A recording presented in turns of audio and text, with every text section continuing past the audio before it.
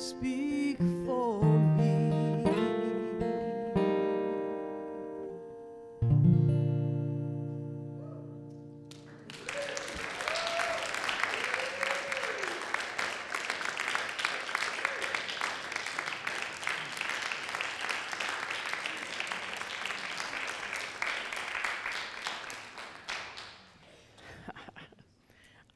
It's actually such the perfect song for our talk today, right?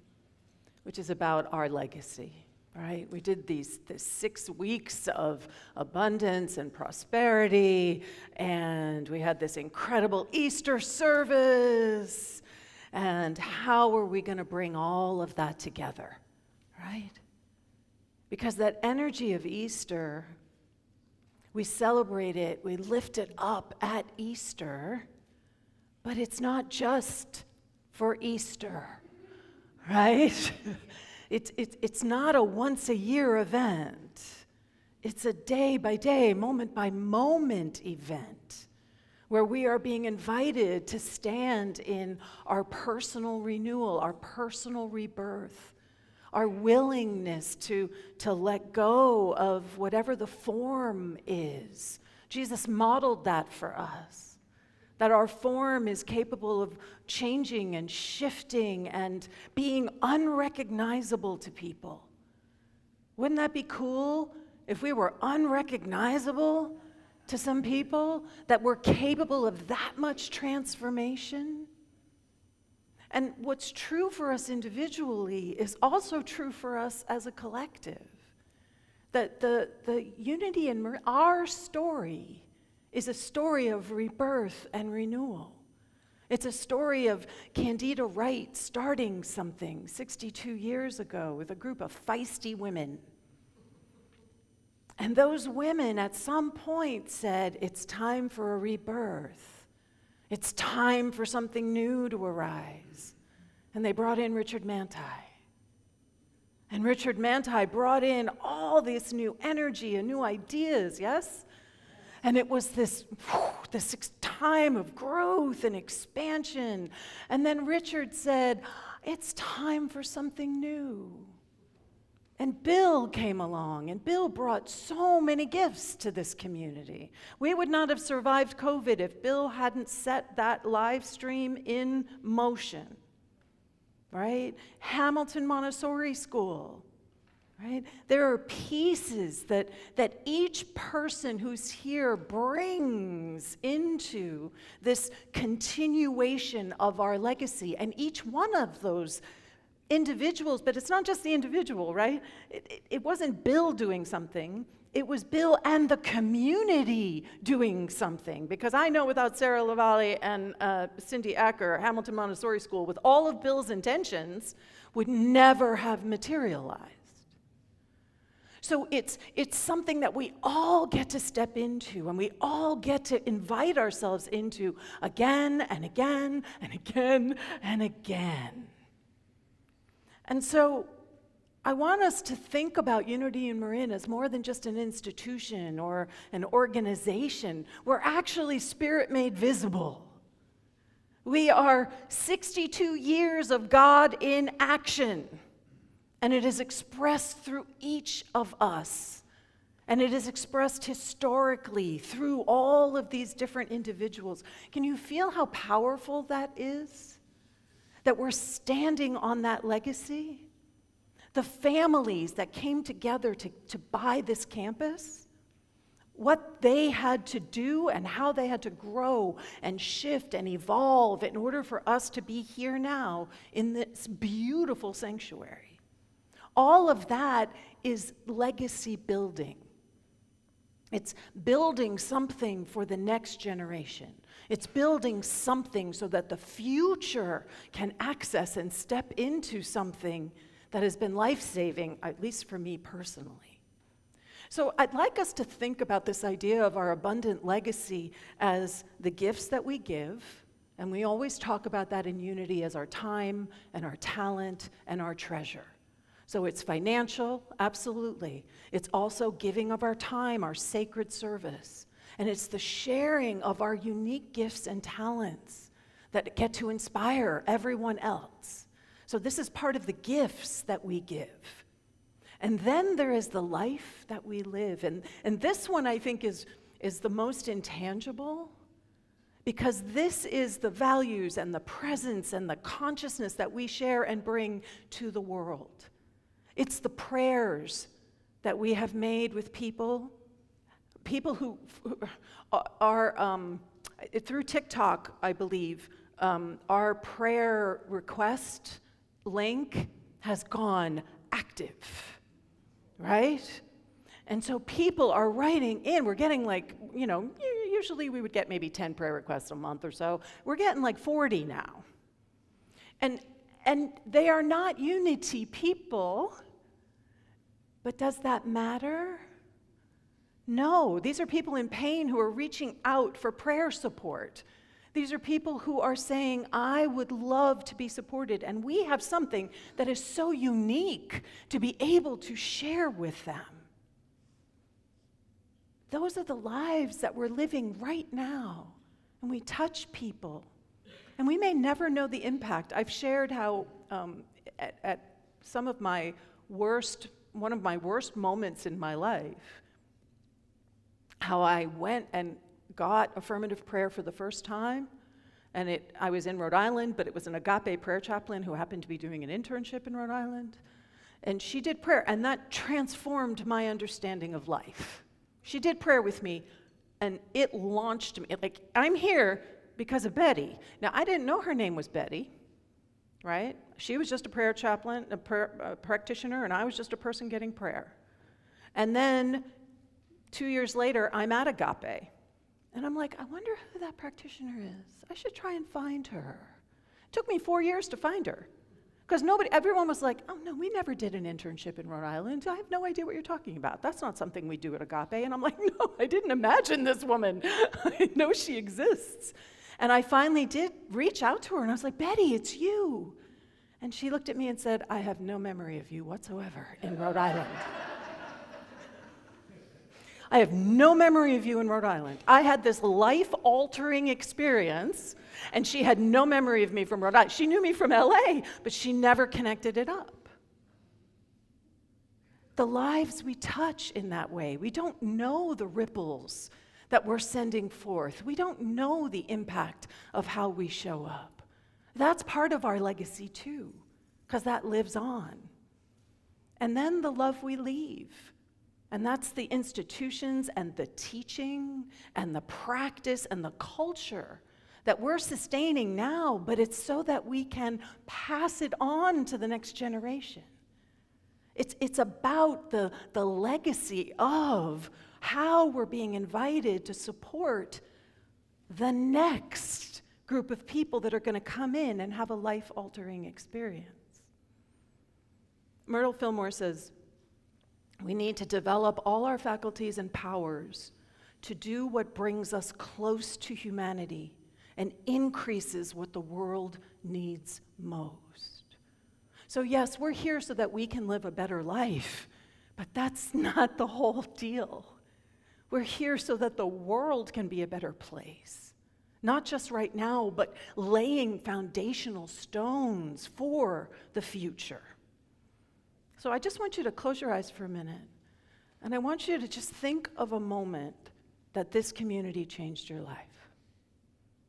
Just one moment where something shifted for you, where you recognized something, where you realized something.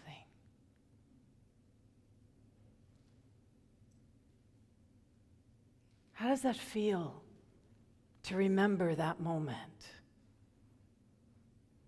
And what did you experience? Just call them out and I'll repeat them. What did you experience? I found home. She found home because it felt what? Safe maybe? Maybe a sense of safety, maybe a sense of connection. What else did people feel? The church she's always been looking for, because it was about maybe values that align, right? What else? Support in grief. That's a huge one, right? That we come together, we hold each other when things kind of go sideways. Kathleen, I think it was you wanted to say something? Somebody over here wanted to say something. people that we want to be with. What a concept. Right? What a concept. People we want to actually be with. Yes. Yeah. Acceptance. Right? All of these things. Yes, behind Claire, and then. Thank you. Are we challenged in here sometimes? Oh, yeah. Right? We're challenged sometimes. It's not all warm and cozy. It's about being uncomfortable sometimes, but we do that together. Right? We do that together. Claire, did you want to say something? Feeling safe. Right? Pamela? Life partner, yeah, I know. Pamela found her life partner. Linda found her life partner. I dragged my life partner here. Does that count? Learning through laughter, right? So all of these things, right? The joy we might have felt, the love we might have felt, the connection, the healing we might have experienced, the empowerment. How many people in here are empowered by our teachings? To be able to move through our life in a different way. The transformation that we might have experienced, the growth, the expansion. This is our abundant legacy, right? This is why we're here. This is the point, is the touching and the transforming of lives. Charles Fillmore says, the true church is not made of creeds and forms, nor is it contained in walls of wood and stone. The heart of man is its true temple, and the Spirit of truth is the guide into all truth.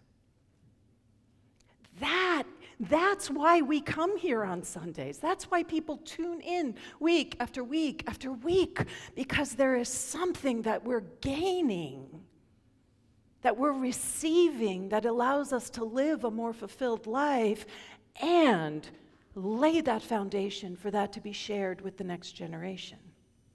Myrtle says, it is not enough to understand spiritual teachings. We must live the truth we know.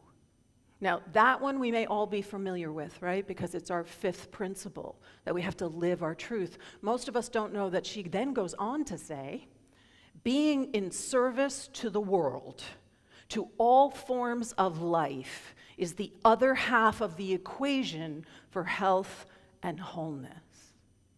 Doesn't that sound a lot like our mission statement? Right? So we got it. We got the memo, everyone. Right? We got the memo.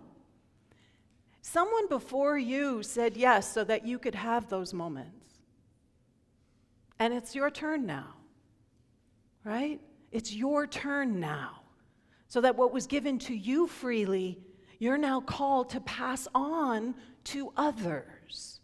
Because I don't know about you, but when I first came into this teaching, I just sort of sat and cried, right? I just cried. And I've shared how Michael Beckwith's talks were just so much for my system that I would fall asleep every time he talked. And then he'd stop talking and I'd wake up again. He found that very amusing when I shared that with him. But he said to me, your system couldn't handle the vibrational frequency, and as you adjusted, then I could stay awake and process it consciously. I was processing it all unconsciously. So sometimes when people come into this teaching, they're not in a place where they can think about anything but their own sense of survival, their own personal healing. But so many of us have been in this teaching for a long time. And it's not that we don't pay attention to our own healing, but there's another call that we're being invited to that has to do with our abundant legacy. Because it's about abundance in action. We talk about this all the time. How are we going to realize it? How are we going to make it real? And when we stand in our legacy, it is about consciously and unapologetically choosing how our love lives on for others. That is who we are actually called to be. That is what it means to be a caretaker for the planet, for each other, for the world. That we're being called to step into that greater understanding of how unity in Marin gets to be the place that is safety and connection and home and shared values for so many other people. I have shared how it annoys me that we're often called the best kept secret. I don't want us to be a secret anymore. I don't want us to be a secret. We should be shouting these teachings from the rooftop, not like keeping it quiet. And the other piece, this is our year of empowerment, right? So these are the questions I want you to go home and sit with. What does an empowered life leave behind? If you're an empowered life, what does that mean? What are you leaving behind? And what does an empowered community send forward? Both of those things, right, are happening simultaneously. The most important legacy gift you can give right now is your participation in what comes next, right? That's the most important thing that you can bring to the legacy that is Unity in Marin right now. Because we're reimagining it, right? We're looking at it and saying, what is it? This world has changed so radically from when Candida started this church 62 years ago. I don't know if she would recognize it in a lot of ways, right? So we have some options, how you can say yes right now, right? You can join a Unity in Action team. So we have Legacy Giving, we have the Hamilton Montessori Outreach Team, we have fundraising, and we have the Reimagining Circles. Begin the conversation about making a planned gift. In the bulletins that you got, everyone has a little insert. There's a QR code that'll take you to a form where you can put your name in, and then that means that the legacy team can reach out to you, have a conversation with you, and then attend the town hall meetings. So we want to make sure that during this time, especially with my being on sabbatical, that communication and transparency are happening continually. So there are 4 town hall meetings that have been scheduled while I'm away. One of them, well, that's not quite true. I'm here next week, and I'll be here for the Sunday I return. We're having the last town hall meeting that's scheduled. And then there are 2 while I'm away. So those town hall meetings are an opportunity for you to be an active participant in what is happening here, in what is emerging here, in what is growing here, in the dialogue, in the communication, in the visioning that we're all going to be invited to step into. I have said this, and I'll say it again. Unity in Marin is yours. It's not mine. It's yours. We exist because of you.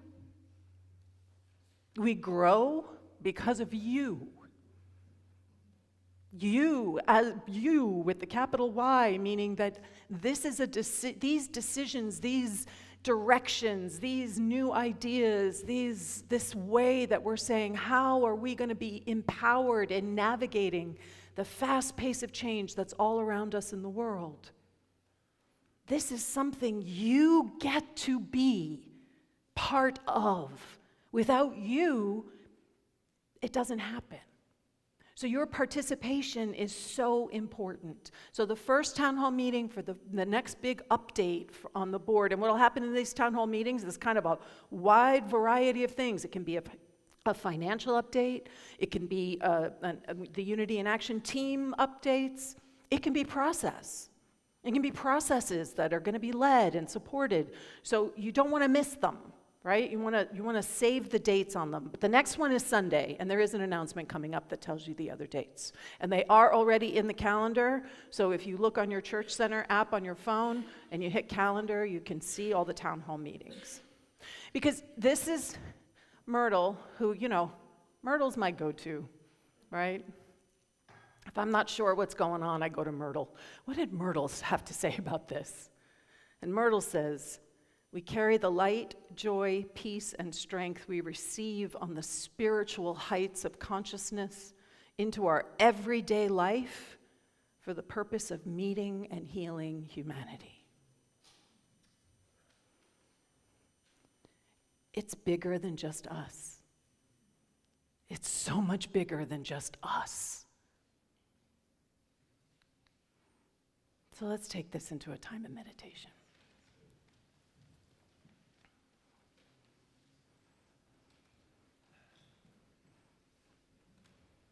I'm just going to invite everyone to listen to where whatever resistance might have come up, wherever you started arguing with me in your head. Right? Just listen to it, right? Where did you start arguing with me? Where are the buts? Where are the but, right? This is how we grow, right? Is in that interaction, in the kind of bumping up against each other. And so the invitation is just listen to the buts. Listen to the place where it's like, right? Where is there some sort of avoidance? And just allow yourself to quiet. Let the mind quiet. But it's okay. The mind's not going anywhere. Well, it'll have its say. But what we want to listen to right now is the heart that is the true temple.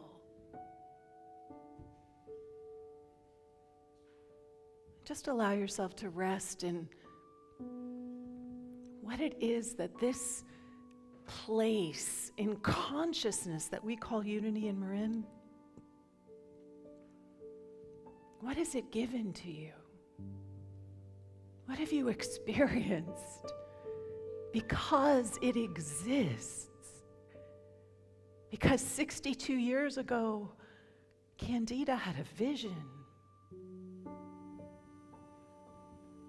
that has reached forward and touched all of us.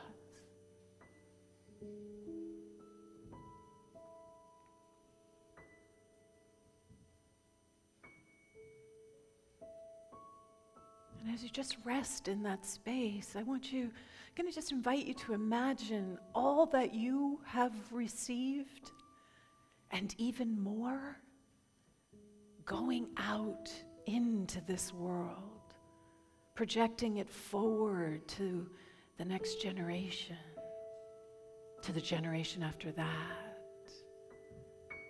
What if we are anchoring a legacy that will move forward for 7 generations? Candida started us, and probably that's been, 3 generations, maybe 4? So what is the next 3 or 4 generations going to look like? What are we sharing? Why are we here? What is the gift that is Unity in Marin? And let's just rest here for a few minutes and just bask in all the gifts that you have received here in this beautiful place.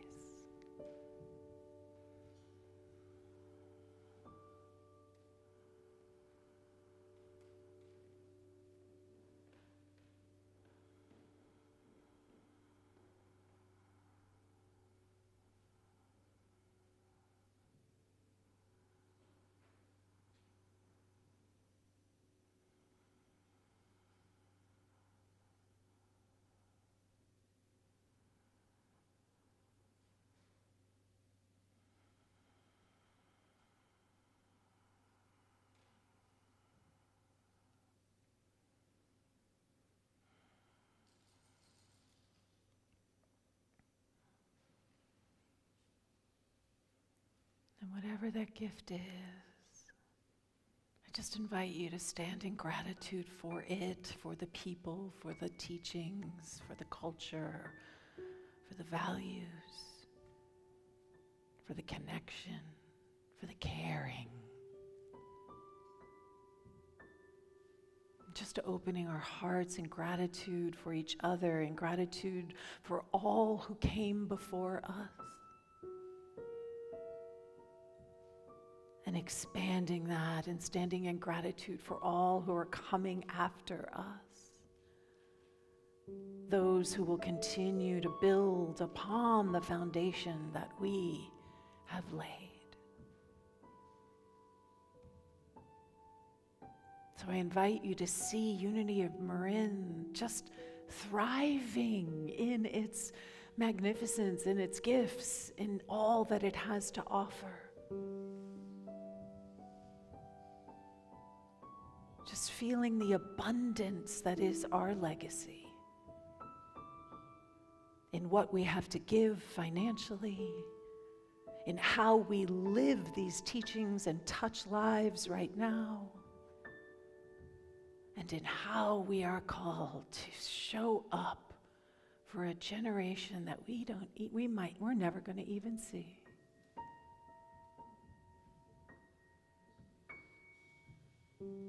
The impact of our teachings, strong, alive, and powerful. How grateful I am for this beautiful community, for those who came before, for those who are here right now, and for those who are on their way. I do give thanks. And so it is.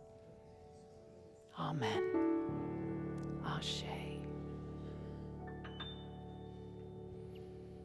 So our affirmation today, I'll say it first. I carry the legacy of this community in my heart. I consciously choose to pass it on to the next generation of seekers. Can we know this together, please? I carry the legacy of this community in my heart. I consciously choose to pass it on to the next generation of seekers. And so it is. Amen.